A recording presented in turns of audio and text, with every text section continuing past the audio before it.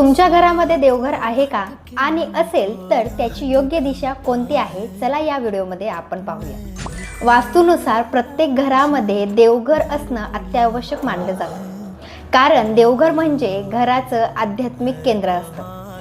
त्यापैकी सर्वात योग्य दिशा कोणती आहे तर ईशान्य कोपरा म्हणजे नॉर्थ ईस्ट ही दिशा भगवानाची मानली जाते आणि इथे देवघर असेल तर सुख, शांती आणि समृद्धी असते।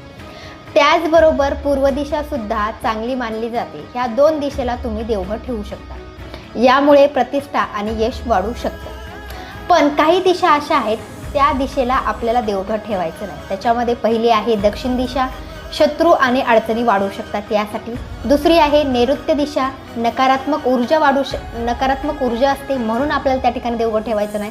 तिसरी आहे पश्चिम आणि चौथी आहे वायुव्य। आणि आणखी एक महत्त्वाची गोष्ट म्हणजे बेडरूममध्ये देवघर ठेवायचं नाही। मला आवडला असेल तर स्वामी सखी चॅनलला सबस्क्राईब आणि फॉलो करायला विसरू नका आणि हा व्हिडिओ खूप जणांना शेअर करा। श्री स्वामी समर्थ।